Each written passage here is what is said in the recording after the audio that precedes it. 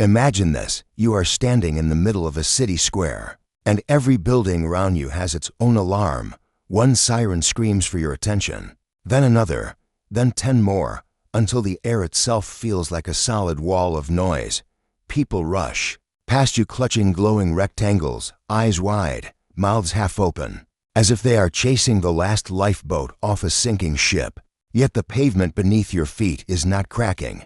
The sky is not falling. The world is not ending. And still everything feels urgent. Here's the paradox I want to place in your hands like a warm stone. The more urgent life feels, the less clear we tend to think. We speed up to survive. But the speed is the thing that blinds us. It's like driving through thick fog and deciding the solution is to press harder on the gas. You feel the instinct, right? Faster must be safer. Quicker must mean control. But in fog, speed does not give you vision. It takes it away. I once watched a friend try to put out a small kitchen fire. A pan had flared, nothing dramatic, no Hollywood. Flames licking the ceiling, just that sudden, bright threat. He panicked. He grabbed the pan. He moved it, spilling burning oil on the floor. The fire became larger, angrier, more alive. Only after we yanked him back, turned off the heat, and covered the pan did it shrink back into quiet. Later he said, "I don't know what happened. I just felt like I had to do something." Exactly. Urgency doesn't whisper instructions. It shouts a single command: act now. And under that command, anything wise or foolish can feel like salvation. So the question isn't how do I get rid of urgency? Because urgency is part of being human. It's the pulse of life. Sometimes it's real, sometimes it's imagined, but it's always persuasive. The question is subtler and more useful. How do I think clearly inside urgency? How do I stand in the square of sirens and still hear my own breath? How do I see the fire without becoming the fire? Clear thinking, in moments like these, is not a trait you either have or don't. It's a way of relating to time. When everything feels urgent, time collapses into a single point: now, now. Now, like your whole life is being squeezed through the eye of a needle. But clarity requires width, space, a little horizon. Not because you're slow or indifferent or detached, but because a mind that can widen is a mind that can choose. Let's walk together into that widening, not as a retreat from life, but as a return to it. Because the world will keep shouting hurry, but the deepest parts of you were never meant to live only in a sprint. Notice what happens in your body when urgency arrives. Shoulders lift as if bracing for impact. Breath climbs into the chest and becomes thin, quick, almost embarrassed to take up space. Your eyes search for exits. Your mind begins to speak in the language of emergencies. If I don't answer this, I'll lose something. If I don't decide right now, I'll fall behind. If I stop, everything will break. Urgency is not only a feeling, it's a spell. And, like most spells, it works by shrinking your world.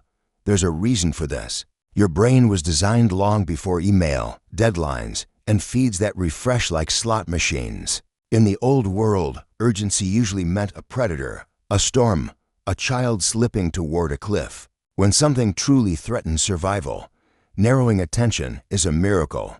You don't want to consider all 50 possibilities when a tiger is already mid-leap. The urgent mind is a spotlight, and the spotlight saves lives.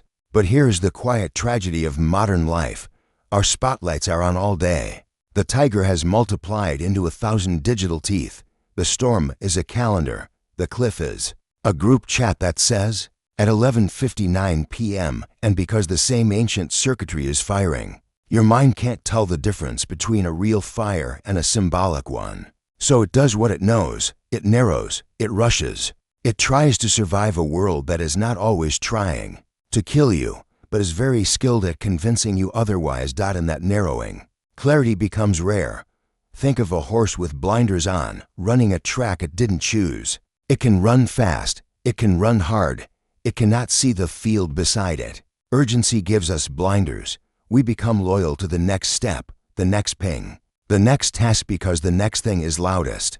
We confuse loud with important the way a child confuses the brightest toy with the best one. Have you ever sent a message in haste and felt, 30 seconds later, like you'd thrown a stone you can't catch? Have you ever said yes to something because it felt like the moment demanded it, only to realize later the moment was a bad advisor? That's the urgent mind at work. It trades the long view for the immediate relief of action. It cares less about truth than about the feeling of not being cornered. What's fascinating, almost funny, if it weren't so exhausting, is that urgency often creates the very chaos it wants to escape. We rush, we make mistakes, and then the mistakes become new emergencies. We sprint in circles and call it progress. We pile wood onto a small fire and then swear the world is burning. So before we talk about doing, we have to talk about seeing. Because the first step toward clear thinking is recognizing the mechanism of the fog. If you can, name what's happening. My world is shrinking. My body is bracing. My mind is spotlighting. You're already a little freer. You're no longer only the runner. You're also the one watching the runner. And that small witnessing is the beginning of space. Now, let's be honest about something tender. When people hear stillness, they often imagine giving up. They picture a monk on a mountain who has opted out of life's mess.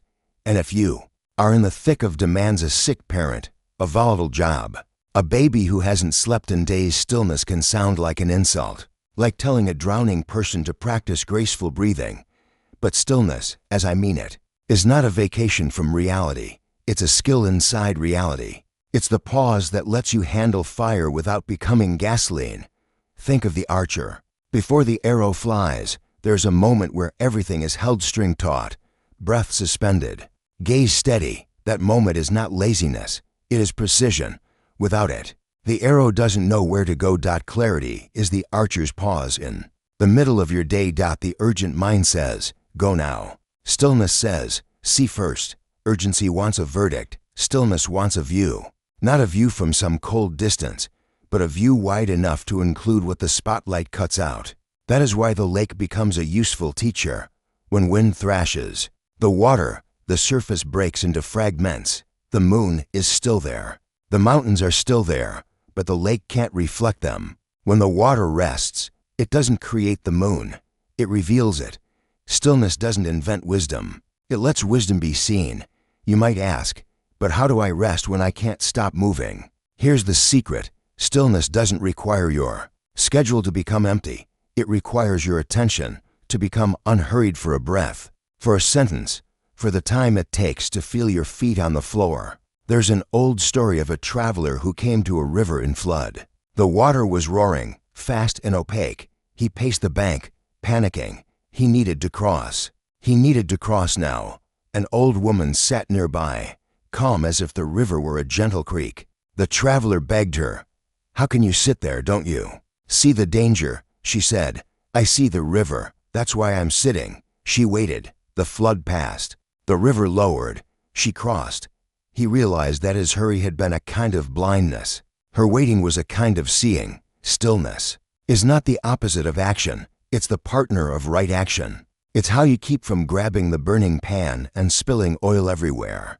It's how you stop long enough to notice whether your emergency is actually a fire or just smoke from someone else's panic drifting into your kitchen. And the astonishing thing is this: once you begin to practice stillness, urgency loses some of its magic, not because the world gets quieter, but because you stop equating noise with truth. You learn to stand in the square of sirens and ask, softly but firmly, which of these alarms is real and which is simply loud. Life, if you look closely, is a dance between opposites. We inhale and exhale. We wake and sleep.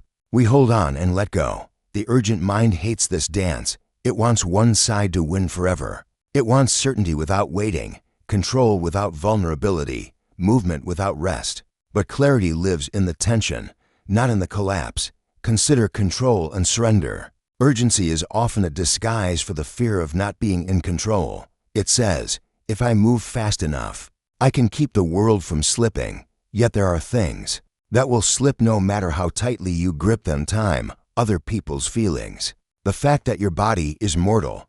When urgency is driven by control, it becomes frantic. What's fragile feels like an emergency. What's uncertain feels like a threat. Surrender, on the other hand, is not quitting. It is the recognition of what is yours to carry and what is not. Clarity is not gained by trying harder to control the uncontrollable. It's gained by seeing the boundary. Like a sailor who can't command the wind, but can learn to set the sails. You act where you can, and you stop thrashing where you can't. Then there's action and waiting. Our culture pretends waiting is a failure. Don't just stand there, we say, do something.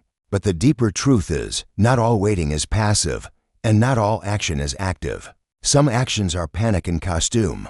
Some waiting is strategy. Some waiting is love. The gardener waits for the seed not because she is idle, but because life has rhythms that cannot be bullied. Fear and love.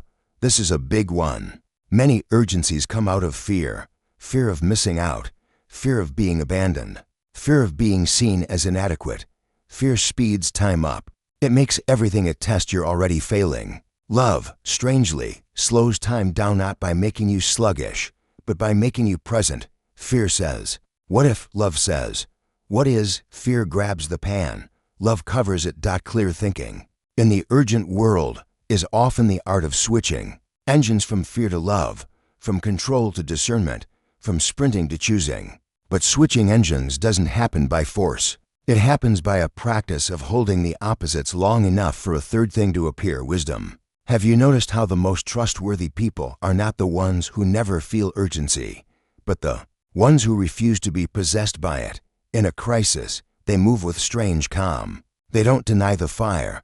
They don't worship it. They stand close enough to act, far enough to see.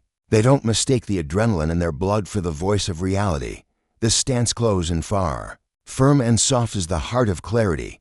It is how you keep your humanity in stress. It is how you make decisions that you can live with later, not just decisions that quiet you for a minute. So, if you're listening and thinking, I understand this, but I still get swept away, good. That's not a flaw, that's the human condition. The invitation here is not to become a robot. It's to become a dancer, to feel the urgent music, and still choose your steps. Let's bring this down from the sky and into your hands. Philosophy, if it's worth anything, has to move through your Tuesday afternoon, through the text you're afraid to open, through the decision that feels like a cliff edge. So here are a few practices, not tricks, not hacks, but small ways of seeing that return you to yourself when everything starts shouting. First, name the fire. Urgency loves vagueness. It thrives on the feeling that something's wrong, without clarity about what. So ask, what exactly is urgent? Not my life is a mess, but I need to reply to this email by 5, or I'm scared my friend is pulling away, or this pain in my chest needs medical attention. When you name the fire, it shrinks to its real size, and if it's a real blaze, naming it doesn't weaken you, it directs you. Second, widen the lens. Imagine you're looking through a straw. That's urgency. Widening the lens is a deliberate gesture. Take one breath longer than usual. Look out a window. Stand up. Ask, what will this matter in a week, a year? You're not dismissing the moment. You're giving it context, like setting a single note inside a whole song. Third, choose the next true thing. When urgency is high, our minds grasp for perfect plans, but clarity often arrives through modest truth. What is the next true step? Not the whole staircase, just the next step. Drink water. Call the doctor. Write the first sentence. Say, I need 10 minutes to think. Truth is grounding because it's real. It's how you build a bridge out of fog, plank by plank. Fourth, let time become elastic. There's a sneaky belief inside urgency. If I slow down, I'll lose time. But often the opposite is true. Slowing down prevents the mistakes that steal hours. It keeps you from spiraling into secondary emergencies. Try this experiment. The next time you feel rushed, move 10% slower. Not dramatically, just enough to stay with your body. Watch what happens to your thinking. The world rarely collapses because you walked instead of ran. Fifth, ask who is speaking. Is this urgency coming from the situation itself, or from your story about the situation, from your boss, or from the 12-year-old inside you who learned that love must be earned by speed? From actual danger, or from the craving to be seen as competent? Urgency is sometimes a message. Sometimes it's an old wound. Knowing the difference changes everything. And finally, practice micro-stillness, not a weekend retreat. A 3-second pause before you answer. A hand on your heart while the phone rings. A moment to feel your jaw unclench. These tiny pauses are like opening windows in a smoky room. You don't need to evacuate. You need air. None of this is about becoming slow. It's about becoming available to reality, because urgency is not reality. It is a lens through which reality gets distorted. You don't have to smash the lens. You just have to notice when you're wearing it. In that noticing, something changes. The sirens are still there. The tasks still need doing. But you are no longer sprinting in a hallway of closing doors. You are walking in a world with choices. And that, quietly, is freedom. At some point, if you keep practicing this, you'll discover a gentle, unsettling truth. Most of what feels urgent is not asking for your panic. It is asking for your presence. And presence is a different kind of speed. Presence can be quick, even fierce, but it is never frantic. It's the surgeon's steady hand, not the gambler's twitch. It's the parent lifting a child out of the road, not because the parent is possessed by fear, but because love has made the road clear. Why does this matter so much? Because you only get one life, and urgency is greedy with it. Urgency will gladly take every day you have and spend it all at once. Like a person who burns winter's firewood in October. It doesn't mean to harm you. It just doesn't understand seasons. Clarity is seasonal. It knows when to move and when to wait. It knows the difference between the tide and a wave. I want to say something that might sound strange at first. Learning to think clearly in urgency is also learning how to die well. Not in a morbid way, but in a liberating one. The closer you get to the fact of mortality, the less you can afford false emergencies. When you remember you will not be here forever, you start asking sharper questions. What deserves my limited attention? What is truly worth hurrying for? What is not? The sages of old weren't calm because they lived easy lives. Many of them lived in war, exile, poverty, sickness. They were calm because they learned to place their minds where urgency could not colonize them. They knew the world is always changing costumes, always finding new ways to shout now. And they knew something even deeper. A human being is not measured by how fast they respond to noise, but by how faithfully they respond to truth. So if everything feels urgent in your life right now, let that be your bell of awakening, not your whip. Let it remind you to widen, to name, to breathe, to ask for the next true thing. You don't need to fix your whole existence this minute. You don't need to outrun the storm. You need to find the eye of it, the place inside you that can see without shaking. Picture again that city square, sirens everywhere, glowing rectangles, people rushing. Now picture yourself there too, but different. You are not frozen. You are not indifferent. You are steady. You can hear the alarms, and you can also hear your breath. In that breath, time opens, not forever, not a fantasy, just enough to choose. And when you choose from that place, your actions become clean, simple, whole. You stop spilling oil on the floor. You stop feeding fires you didn't start. You move when movement is needed. You wait when waiting is wise. You love without rushing love. And you work without worshiping haste. That is clear thinking, not a superpower. A homecoming. So tonight, or tomorrow, when urgency knocks again, and it will, try greeting it like a visitor, not a master. You might say, there you are, and then, with a small smile, ask, what is truly needed now? Let the question hang like a lantern in the fog. Let your body soften around it. Let your mind widen around it. Clarity won't arrive like thunder. It arrives like dawn, quietly, inevitably, one breath at a time.